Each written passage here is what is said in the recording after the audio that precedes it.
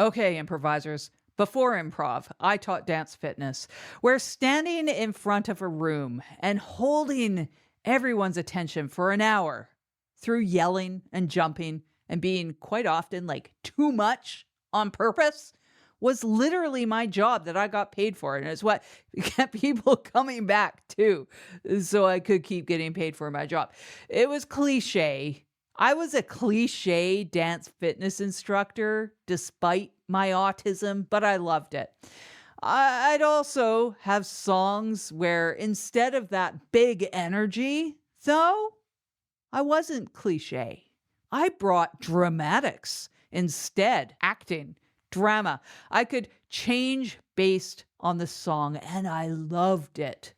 Now, what I learned there is that presence is mostly a set of like mechanical physical choices that you can practice on purpose. And also, really personal to what works for you is what's your thing that you bring to make someone just kind of tilt their head and pay attention, kind of like a dog.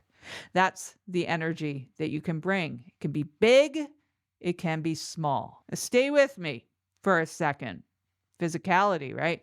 This is like where your weight kind of sits in your body. And whether your body is like claiming the space it's standing in, that it's existing in, or it's kind of like apologizing for being there. This could also be shown in your voice. It's definitely shown in your energy. Sometimes just something different that catches attention. That's energy. It doesn't have to be big. There's often some kind of confidence involved in all of this, even if you don't have that big cliche dance fitness instructor energy. Like, not every dance fitness instructor has like this big, wild, too much on purpose energy. Like some of my favorite dance fitness instructors who are like the best dance fitness instructors, they were so much better than me. They had like this quiet confidence on stage. It's like they just owned the room with whatever energy that happened to be. It was like big energy, but it was so quiet and so understated. So today I want to take apart one specific note that you might hear in improv. This is the more energy note. So, what people like your coaches and teachers might be reacting to when they give this note, and how to get at that thing that they want without needing to turn into somebody else entirely for like hours on end. This is your improv brain. I'm Jen deHaan. This is the home for, I don't know, cognitive improv nerdery. Welcome to the show. So if you've been doing improv for any length of time, I like to say more than 1 week, but this one might be a few months, you have received some kind of note maybe like this, like to be bigger, to project more, to bring more energy, just like give me more, right? It's pretty vague. Like, I don't want to say those words. I don't even want to say those words in the context of this show. Like, probably most of us didn't say anything because we didn't want to like question the note. Like, we didn't want to say anything for that clarification, because like, I don't know, questioning the note comes up all the time. Like, you just listen to the notes and you don't say anything. Anyways, it's a common note in improv teaching or coaching or directing. I like to say it's like not very usable though, because energy is just doing so much work in that sentence and it can mean so many different things.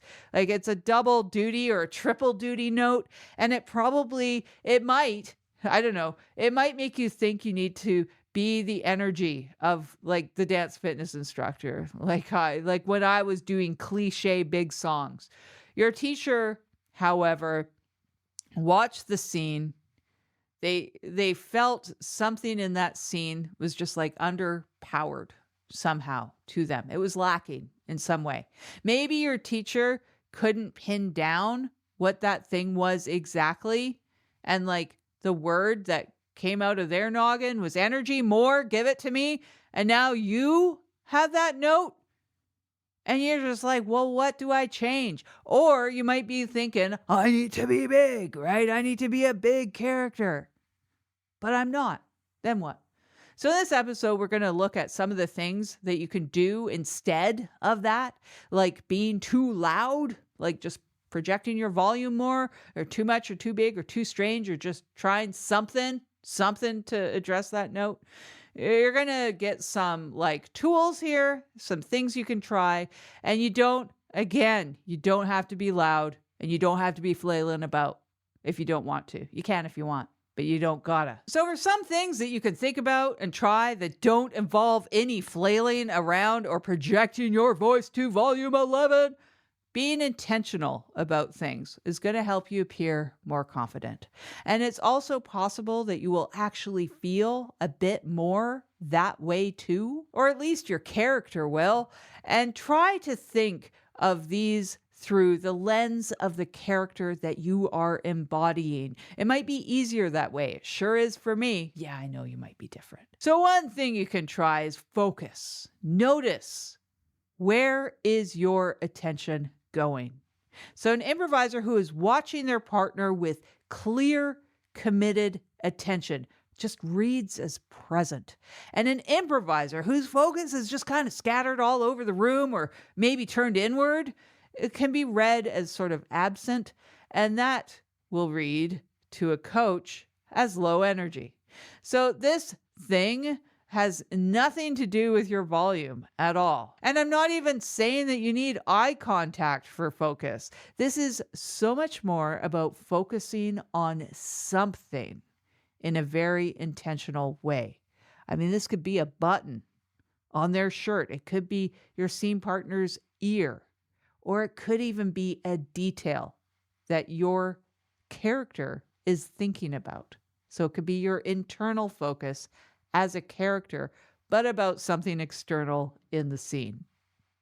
So another one you can do, this is more body mechanics. So it's your stance. It's where you are positioning your weight in your body. So for this one, notice how your body is like meeting the floor, right? Because a lot of people, humans who are nervous, improvisers who are nervous, they might be standing with their weight kind of back in their body, or they might be kind of shifting, or they might be kind of drifting around a bit. That might read as I want to be somewhere else. So this could be coming from a place of nervousness of being on that stage, perhaps. Not your character, but your actual self. So getting your weight just sort of grounded, that sort of like sinking down into the floor a little bit, just your center of gravity. So just think about that center of gravity. Just pull it downwards. If you want, pull it a little bit forward as well. That will help stabilize you. This really changes how you're read, and it doesn't really cost you anything in terms of energy. There's no flailing here at all. So it's changing how you're read, and a lot of times this will read as confidence. So then notice like the tempo and the cadence. This could be of your speech. It could be maybe of your character and the scene. So if you're improvising everything, the whole scene at one speed, like really, really fast or maybe really, really slow, this is one speed, one rhythm, one register, that's going to feel flat, even if it's big, right? So you want those changes in tempo. Some of what gets called energy is really just a variation in energy, a variation in this tempo. So you can do this while you're speaking at a completely normal level. So it's just changes. Another one is spatially. So are you taking up space that you're standing in, or are you just kind of shrinking inwards? So this one is going to sound pretty vague, but it is very, very physical. So you can think about your arms. Are they like tucked in? Are your shoulders like kind of hunched up by your ears, or are they pushed downwards? Because that reads very differently. Maybe you're standing sort of at the back of the stage. Maybe that's where you kind of established yourself and you're not moving around. So this is where you're thinking a lot about your intentional placement. This is of your own limbs attached to your body and your head and everything. And it's like your intentional placement also in the space on the stage or on the screen if you're doing something online. So, how are you embodying that space? So, just thinking about this oftentimes solves everything because just thinking about this means that you're being intentional about it. So that alone can give you a read of confidence. Again, you're not being loud. You don't need to be energetic. You don't need to be loud. I already said that. You don't need to be big. So it means that you can do things a lot smaller, a lot quieter because you're doing those movements intentionally. And that can really command a stage. It can command a lot of attention. So that was a list. None of those things are requiring you to be louder. None of those things are requiring you to be big and extroverted. So when you get that note, more energy, or even just give me more, they might be reacting to a couple of those things on the list and just kind of gave you something that means all of the things on that list. So now you have a lot of those things on that list to work with. So think of more as being more intentional, as having more presence. Then you have a lot more flexibility in how you approach this note. So for me, in that dance fitness room, I think when I was able to get out of my head as a dance fitness instructor, that I let a lot of what I did go on autopilot so I could focus on the people in the room who are essentially my scene partners in that context. My energy presence just went way up.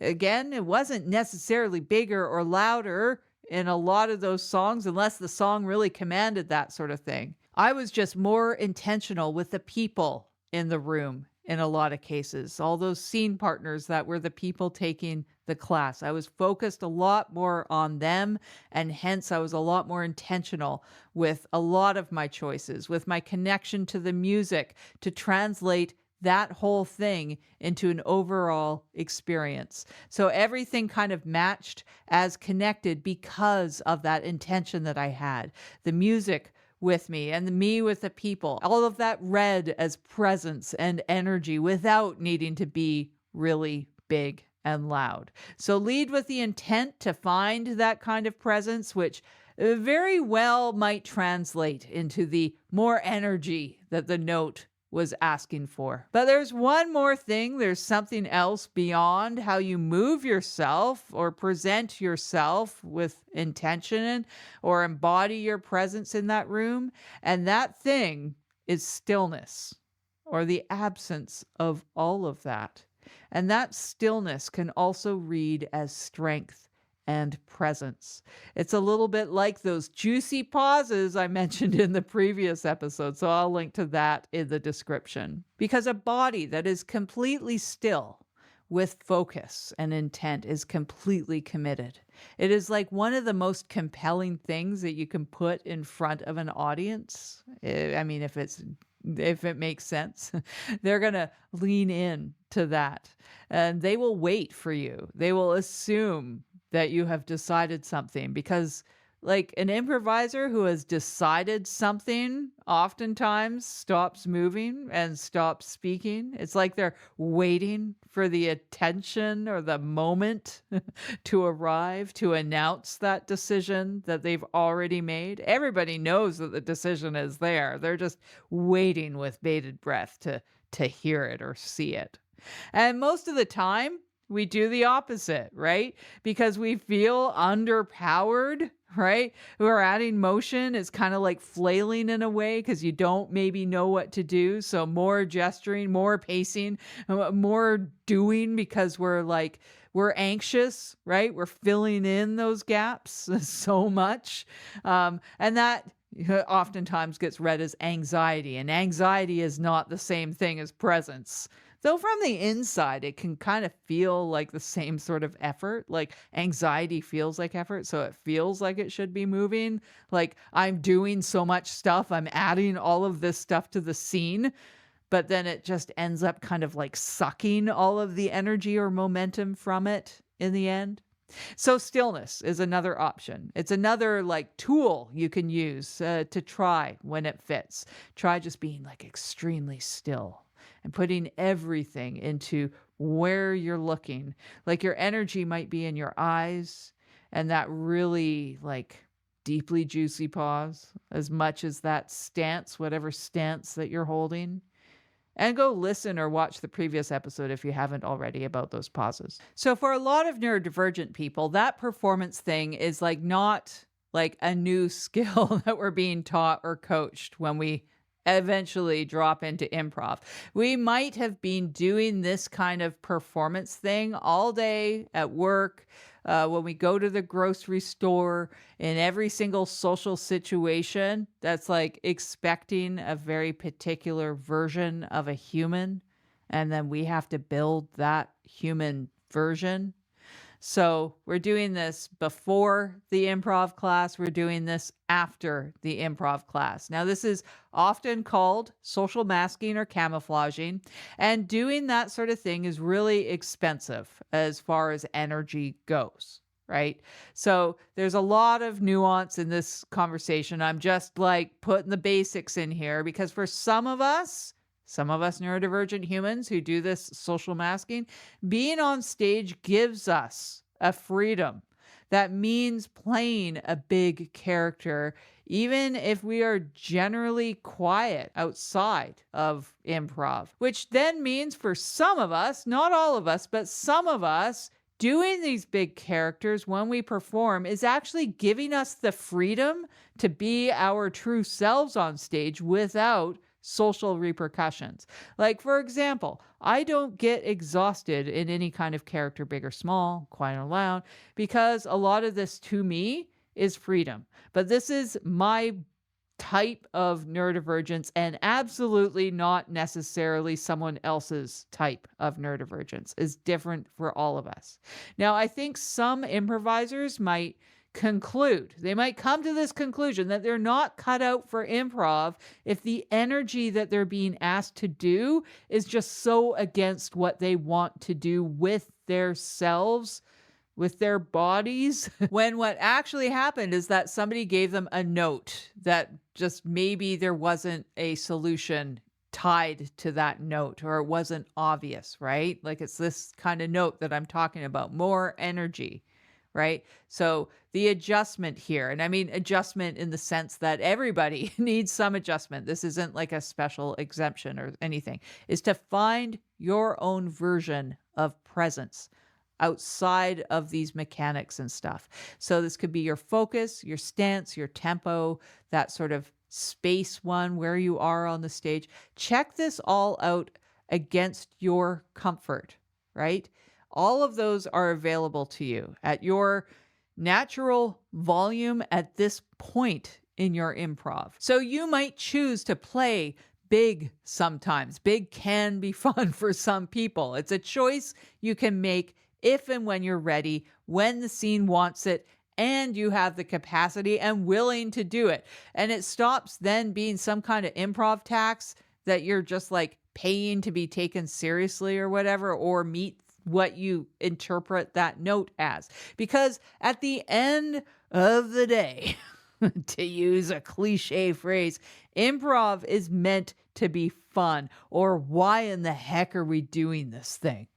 Because it sure ain't money or fame. So the energy note is going to keep coming because teachers will probably keep saying this thing, and it's a hard habit to break, right? And so what you can do is just stop treating it as some sort of note to be a louder person, and treat it as something that you get to choose to interpret and finish the note yourself how you want. So if you want to work on this sort of stuff with other people, I run off-script workshops, and this is the kind of the thing that they're for, is this confidence building and trying new things with a very low stakes environment involved. This is one of the themes that I cover, and I'll put the link in the description. Bye for now.